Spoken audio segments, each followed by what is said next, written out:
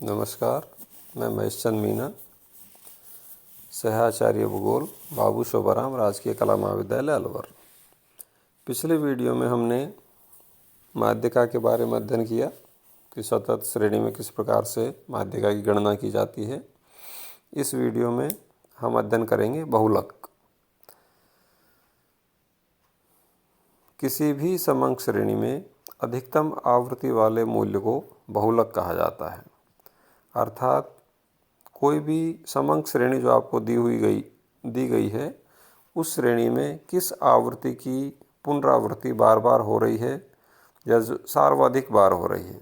तो जिस आवृत्ति की पुनरावृत्ति सबसे अधिक बार हो रही है, उस आवृत्ति को उस समंक श्रेणी का बहुलक मूल्य कहा जाता है।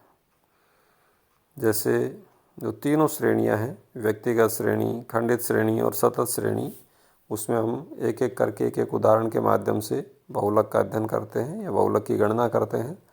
सबसे पहले देखिए, सूत्र है वो हमारे पास उदाहरण है व्यक्तिगत श्रेणी के अंतर्गत।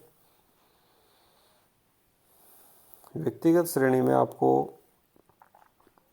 एक उदाहरण दिया गया है, एक समंक श्रेणी दी गई है। इस श्रेणी के माध्यम से आपको इस श्रेणी का बहुलक मूल्य ज्ञात करना है।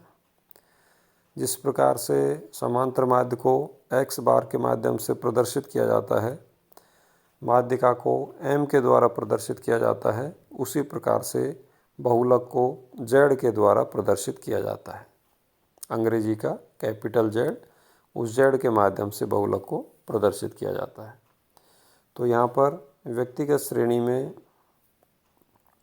समंक श्रेणी दी गई है 3, 2, 1, 3, 2, 5, 4, 3, 4, 2, 4, 3, 4, 3। तो इस प्रकार से ये एक समंक श्रेणी दी गई है। इस समंक श्रेणी का बहुलक मूल्य हमें ज्ञात करना है।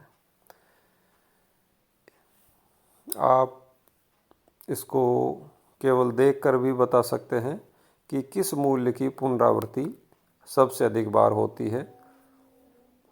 उसी मूल्य को बहुलक मूल्य के रूप में हम ज्ञात कर सकते हैं। लेकिन एक व्यवस्थित तरीके से जब हम इस सवाल का हल ज्ञात करना है, तो सबसे पहले हम उन मूल्यों को लिखेंगे जिन मूल्यों का यहाँ पर इस समंक श्रेणी के अंदर उल्लेख किया गया है। जैसे यहाँ पर जो भी मूल्य दिए गए हैं वो हैं 1, 2, 3, 4, 5। ये 5 ही मूल्य यहाँ पर दिए गए हैं और इन्हीं 5 मूल्यों की पुनरावृत्ति बार बार हो रही है। तो यहाँ पर मूल्य हमने एक टेबल बनाई जिसमें लिखा मूल्य और दूसरी तरफ लिखी उसकी आवृत्ति, कि किस मूल्य की कितनी बार पुनरावृत्ति हो रही है, वो बार बार आ रहा है। तो 1 की आवृत्ति 1 बार है, एक बार ही यहाँ पर दिखाया गया है। तो 1 की आवृत्ति 1 हुई। 2 जो मूल्य है 2, उसकी आवृत्ति हो रही है 3 बार। तो 2 की जो आवृत्ति लिख दी वो हमने 3 लिख दी। जो ऊपर समंक श्रेणी दी गई है, इस समंक श्रेणी में जो मूल्य दे रखा है 3, ये 3 की पुनरावृत्ति हो रही है 5 बार। तो 3 के सामने हमने आवृत्ति लिख दी इसकी 5। 4 जो मूल्य है, इस 4 मूल्य की जो पुनरावृत्ति हो रही है ये है 4 बार। तो 4 की आवृत्ति हो गई 4 और 5 मूल्य 1 बार दिखाया गया है। तो 5 जो मूल्य है उसकी आवृत्ति हमने यहाँ पर 1 दिखा दी है। तो सबसे अधिक अब देखिए किस मूल्य की कितनी आवृत्ति हो रही है। 1 की 1 बार, 2 की 3 बार, 3 की 5 बार, 4 की 4 बार और 5 की 1 बार। तो जो हमारे 5 मूल्य हैं 1, 2, 3, 4, 5, इन 5 मूल्यों में सबसे अधिक जो पुनरावृत्ति हो रही है वो सबसे अधिक पुनरावृत्ति होती है 3 की। और 3 की पुनरावृत्ति कितनी बार हो रही है? 5 बार। तो जो भी इस समंक श्रेणी का बहुलक है वो बहुलक है 3। अर्थात अधिकतम आवृत्ति वाला जो मूल्य है वो है हमारा यहाँ पर 3। तो बहुलक बराबर या Z बराबर कितना आया? 3। तो व्यक्तिगत श्रेणी में इस प्रकार से बहुलक मूल्य को ज्ञात किया जाता है। सभी मूल्यों को आप एक श्रेणी में या टेबल के कॉलम में लिख दिया और उस मूल्य की, प्रत्येक मूल्य की आवृत्ति कितनी बार हो रही है उनकी वहाँ पर अपन संख्या लिख देते हैं। तो जिस मूल्य की सर्वाधिक या सबसे अधिक आवृत्ति होती है उसी मूल्य को उस श्रेणी का बहुलक मूल्य कहा जाता है। व्यक्तिगत श्रेणी के बाद में दूसरी श्रेणी है आपकी खंडित श्रेणी। खंडित श्रेणी का एक उदाहरण है। इस उदाहरण के माध्यम से खंडित श्रेणी में बहुलक मूल्य को कैसे ज्ञात किया जाता है वो दर्शाया गया है। यहाँ पर खंडित श्रेणी में मूल्य दिए गए हैं 20, 21, 22, 23, 24, 25, 26, 27, 28 और इन सभी मूल्यों की आवृत्तियाँ इनके सामने दे रखी हैं। आवृत्ति एफ फ्रीक्वेंसी, तो आवृत्ति है 20 की 8, 21 की 35, 22 की 15, 23 की 10, 24 की 30, 25 की 25, 26 की 20, 27 की 5 और 28 की 12। तो इस श्रेणी के माध्यम से हमें इस समंक श्रेणी का बहुलक मूल्य ज्ञात करना है। खंडित श्रेणी में बहुलक मूल्य ज्ञात करते समय जो भी आपके सामने ऊपर आंकड़े आपको दे रखे हैं, दो टेबल के दो कॉलम दे रखे हैं, एक्स और एफ, अर्थात मूल्य और उनकी आवृत्ति, ये दो चीज़ें हमें सामने यहाँ पर दे रखी हैं। अब इन दो के अतिरिक्त हमें 6 कॉलम और बनाने हैं। ये दो कॉलम तो आपको दे ही रखे हैं, उसके अलावा एक टेबल बनाइए। उस टेबल के अंतर्गत आपको इन दो कॉलम के अलावा 6 कॉलम और बनाने हैं और प्रत्येक में लिखना है 2-2 के योग, पहली छोड़कर 2-2 के योग, फिर तीसरे कॉलम में लिखना है 3-3 के योग, चौथे कॉलम में लिखना है पहली एक छोड़कर 3-3 के योग, पांचवें कॉलम में लिखना है पहली दो छोड़कर 3-3 के योग और छठे कॉलम में लिखना है अधिकतम आवृत्ति। ये क्या है, इनके बारे में हम अभी आपको समझाएंगे। तो यहाँ पर अब हम इस टेबल को गहनता से अध्ययन करते हैं। तो जो आपके शुरू के दो कॉलम हैं वो आपको प्रश्न में दिए गए हैं, उनके बारे में हमें कुछ नहीं करना है। तीसरे कॉलम से स्टार्ट करते हैं। तीसरे कॉलम की हेडिंग अपन ने लिखी है 2-2 के योग, अर्थात जो आवृत्तियां हैं, एक्स को आप भूल जाओ, यहाँ पर एक्स, यहाँ पर जो मूल्य है उस मूल्य को भूल जाइए, केवल उनकी आवृत्तियों के बारे में अपन को देखना है। जो एफ के रूप में प्रदर्शित हैं आवृत्तियाँ, उन आवृत्तियों का यहाँ पर योग करना है। तो तीसरे कॉलम में दे रखा है 2-2 के योग, अर्थात पहली दो आवृत्तियों का योग, फिर अगली दो आवृत्तियों का योग, फिर उससे अगली दो आवृत्तियों का योग और फिर उससे भी अगली दो आवृत्तियों का योग। जैसे 8 + 35 43 लिख दिया यहाँ पर, 15 + 10 25 लिखा है, 30 + 25 55 लिख दिया और 20 + 5 25 लिख दिया। लास्ट में एक आवृत्ति हमारी सिंगल रह जाती है, उसको हम खाली छोड़ देते हैं क्योंकि हमें केवल यहाँ पर 2-2 के योग करने हैं। ये दो नहीं हो रही है, अकेली रह गई, तो उसको हमने खाली छोड़ दिया। तो इस जो तीसरा कॉलम है, तीसरे कॉलम में हमने आवृत्तियों के 2-2 के जोड़े बनाए हैं। चौथे कॉलम में पहली छोड़कर 2-2 के योग, यानी कि पहली जो आवृत्ति है, जो 20 वाला मूल्य है, उसकी पहली आवृत्ति कितनी थी 8, उस 8 को छोड़ दिया और उस 8 को छोड़ने के पश्चात जो अगली दो आवृत्तियां हैं उन दो आवृत्तियों का योग करना है। जैसे 35 + 15 योग है हमारे 50। आवृत्तियों को देखना है, केवल ये जो एफ वाला जो कॉलम है इसके योग करने हैं।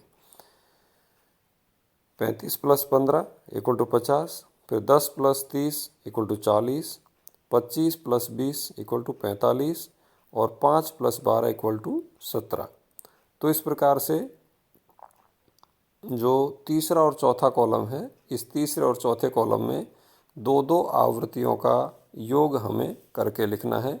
शुरू वाले में तीसरे कॉलम में लिखा है 2-2 आवृत्तियों का योग और चौथे कॉलम में लिखा है पहली आवृत्ति को छोड़कर 2-2 आवृत्तियों के योग। तो जो भी योग आता है वो हमने तीसरे और चौथे कॉलम में लिख दिया।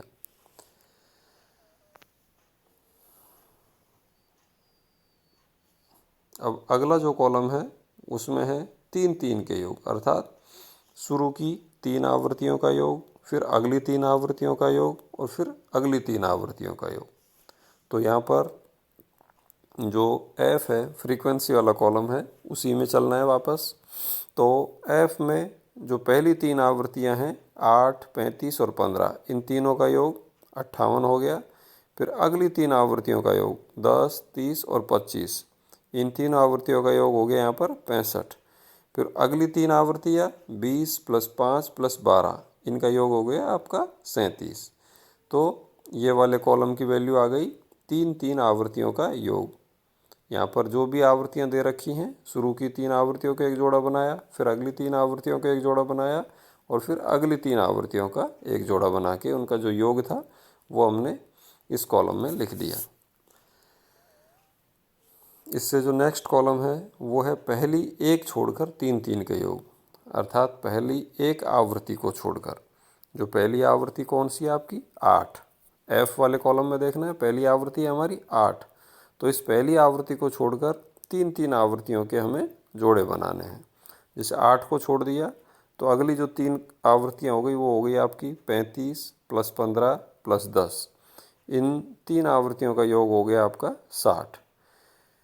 फिर अगली 3 आवृत्ति हैं 30 + 25 + 20, इन 3 आवृत्तियों का योग हो गया आपका 75। उसके बाद में केवल 2 ही आवृत्तियाँ यहाँ पर शेष रह जाती हैं, 5 + 12, तो हम नहीं लिखेंगे क्योंकि जोड़े हमको 3 आवृत्तियों के बनाने हैं, इसलिए उसका हम यहाँ पर नहीं लिखते हैं। फिर जो अगला कॉलम है वो है इसी जो पिछला वाला कॉलम है इसमें हमने किया पहली एक आवृत्ति को छोड़कर 3 के योग, अब है पहली 2 आवृत्ति को छोड़कर 3 के योग। तो यहाँ पर पहली 2 आवृत्तियाँ छोड़नी है हमें। पहली 2 आवृत्तियाँ हैं 8 और 35, इन दोनों को छोड़ देंगे तो फिर उससे नेक्स्ट जो 3 आवृत्तियाँ हैं वो हैं आपकी 15, 10 और 30, इन 3 आवृत्तियों का योग हो गया आपका 55। उससे अगली जो 3 आवृत्तियाँ हैं वो हैं 25, 20 और 5, इनका योग हो गया आपका 50। इसके बाद में एक ही आवृत्ति बचती है 12, तो उसका हम अपने यहाँ पर खाली छोड़ देते हैं। तो इस प्रकार से ये आपने जो शुरू के 2 कॉलम दे रखे थे उन 2 कॉलम के अलावा ये 5 कॉलम हमारे यहाँ पर तैयार हो गए। 2 आवृत्तियों के योग, पहली छोड़कर 2 आवृत्तियों के योग, 3 आवृत्तियों के योग, पहली एक छोड़कर 3 आवृत्तियों के योग और पहली 2 छोड़कर 3 आवृत्तियों के योग। तो इस प्रकार से हमने 5 कॉलम यहाँ पर तैयार कर लिए हैं। अब जो रिजल्ट वाला जो हमारा कॉलम है वो है अधिकतम आवृत्ति, उसको तैयार करना है, उसके माध्यम से हमें बहुलक मूल्य की प्राप्ति होगी। तो अधिकतम आवृत्ति, इसको ज्ञात करने के लिए अब हम चलते हैं एफ वाले जो कॉलम है वहीं से स्टार्ट करते हैं, एफ वाले कॉलम से। ठीक है, तो एफ वाले कॉलम में किस मूल्य की आवृत्ति अधिकतम है? अधिकतम आवृत्ति है 35, ये किसकी है? 21 की। तो 21 के आगे हमने लगा दिया 1 का निशान लगा दिया, एक लाइन खींच दी। उसके बाद में जो दूसरा कॉलम है 2 आवृत्तियों का योग, ये 2 आवृत्तियों का योग यहाँ पर किसके सामने है? क्या आ रहा है? सबसे पहले ये देखिए 55 सबसे अधिक आ रहा है। तो 55 जो है वो किस किस मूल्य का योग आ रहा है? 30 और 25, इन दोनों आवृत्तियों को जब अपन ने जोड़ा तो 55 आया। ये 30 और 25 किसके आवृत्तियाँ हैं? 24 की और 25 की। तो 24 और 25 के आगे फिर हम एक एक लाइन लगा देते हैं, एक एक खड़ी लाइन यहाँ पर खींच देते हैं अधिकतम आवृत्ति वाले कॉलम में। उसके पश्चात जो अगला कॉलम है वो है पहली छोड़कर 2 आवृत्तियों के योग। तो यहाँ पर सर्वाधिक आ रहा है आपका 50। ये 50 किस किस का योग है? 35 + 15। 35 और 15 किसका योग, किसके मूल्य हैं? किसकी आवृत्ति है? 21 और 22 की। तो 21 और 22 के सामने अधिकतम आवृत्ति वाले कॉलम में 21 और 22 के सामने हम एक एक लाइन यहाँ पर फिर से लगा देते हैं, जो प्रदर्शित करेंगी कि भाई 50 को जो 50 का जो मूल्य है वो 50 के मूल्य हमारे 21 और 22 हैं। अगले कॉलम में जो हमारी अधिकतम आवृत्ति है वो है यहाँ पर 65। 65 की जो आवृत्ति है वो 65 आपका योग है यहाँ पर देखिए एफ वाले कॉलम में 25 + 30 + 10, इन तीनों का जो योग है वो आपका आ रहा है यहाँ पर 65। अब 25, 30 और 10 ये जो आपके मूल्य हैं, इनका जो मूल्य है 25, 30 और 10 ये है 25, 24 और 23। तो यहाँ पर 25, 24 और 23 तीनों के आगे हम फिर से एक एक लाइन यहाँ पर लगा देते हैं अधिकतम आवृत्ति वाले कॉलम में। उसके बाद फिर हमारा जो अगला कॉलम है वो है पहली एक आवृत्ति को छोड़कर 3 आवृत्तियों के योग। तो यहाँ पर जो अधिकतम मूल्य है 60 और 75, इसमें अधिकतम है आपका 75। 75 जो हमारा टोटल बैठ रहा है वो 75 है टोटल। 75 टोटल है आपका देखिए 30, 25 और 20, इन तीनों आवृत्तियों का जो योग है वो मिलाकर हो रहा है आपका 75। और ये जो तीनों आवृत्तियां हैं वो हैं 24, 25 और 26 मूल्य की। तो अधिकतम आवृत्ति वाला जो कॉलम है उसमें 24, 25 और 26 के आगे हम एक एक लाइन यहाँ पर फिर से लगा देते हैं जो प्रदर्शित करेंगी कि भाई इन तीनों मूल्यों का जो आवृत्ति थी वो तीनों मूल्यों की आवृत्ति यहाँ पर अधिकतम बैठ रही है। फिर लास्ट वाला जो कॉलम है पहली 2 आवृत्तियों को छोड़कर 3 के योग। इस कॉलम में अधिकतम आवृत्ति आपकी आ रही है 55। ये जो 55 है ये टोटल आ रहा है आपका 15, 10 और 30 का। एफ वाले कॉलम में देखिए आप पहली 2 आवृत्ति छोड़कर 3 के योग, तो 55 बराबर है आपका 15 + 10 + 30। तो इन तीनों आवृत्तियों को, ये जो तीनों आवृत्तियां हैं ये आवृत्ति हैं 22, 23 और 24 की। तो 22, 23, 24 के जो मूल्य हैं उन सभी मूल्यों के सामने अधिकतम आवृत्ति वाले कॉलम में हमने फिर से एक एक निशान लगा दिया, एक एक लाइन यहाँ पर लगा दी, जो ये प्रदर्शित करता है कि इन तीनों मूल्यों की आवृत्ति इस कॉलम में सर्वाधिक है। तो जो भी हमने लाइन लगाई है या जो निशान लगाए हैं उन निशानों के आधार पर हम अधिकतम आवृत्ति को यहाँ पर लिख देते हैं। जैसे जितनी भी अधिकतम आवृत्तियाँ आ रही हैं, जैसे 21 के सामने 2 बार अधिकतम आवृत्ति प्रदर्शित हुई, 22 के सामने 2 बार, 23 के सामने 2 बार, 24 के सामने 4 बार, 25 के सामने 3 बार, 26 के सामने 1 बार और 20, 27, 28 ये 3 मूल्य ऐसे हैं जो अधिकतम आवृत्ति में इनको कभी भी प्रदर्शित नहीं किया गया है। तो अधिकतम आवृत्ति वाला ये जो कॉलम है, इस कॉलम का अध्ययन करने के पश्चात आपको स्पष्ट रूप से प्रदर्शित हो रहा है कि किस मूल्य की आवृत्ति सर्वाधिक बार प्रदर्शित हो रही है। यहाँ पर एक ही सबसे अधिक आवृत्ति है वो है 4। 4 किस मूल्य की आवृत्ति आ रही है यहाँ पर? 24 की। 24 4 बार रिपीट हो रहा है, अर्थात 4 बार 24 अधिकतम आवृत्ति के रूप में यहाँ पर प्रदर्शित हो रहा है। इसलिए इस श्रेणी में जो बहुलक मूल्य है, बहुलक अर्थात जो जेड है, वो जेड है आपका 24। तो इस प्रकार से खंडित श्रेणी में बहुलक मूल्य को ज्ञात किया जाता है। प्रक्रिया बिल्कुल यहाँ पर किसी प्रकार का कोई फॉर्मूला नहीं है, कुछ भी नहीं है, केवल आसान प्रक्रिया है कि आपको 2 कॉलम दे रखे हैं, एक्स और एफ दे रखा है। उन 2 कॉलम के अलावा आपको 6 और कॉलम बनाने हैं। उन कॉलम को ध्यान रखना है 2-2 के योग, 1 छोड़ के 2-2 के योग, 3-3 के योग, 1 छोड़ के 3-3 के योग और 2 छोड़कर 3-3 के योग। और लास्ट में उनका रिजल्ट के लिए आपने यहाँ पर नोट करना है अधिकतम आवृत्ति, अर्थात किस किस मूल्य की अधिकतम आवृत्ति आ रही है। तो अधिकतम आवृत्ति वाले कॉलम को आप देखने से ही आपको प्रदर्शित हो जाएगा कि जिस मूल्य की आवृत्ति सर्वाधिक बार आ रही है वही मूल्य आपका बहुलक मूल्य कहलाता है।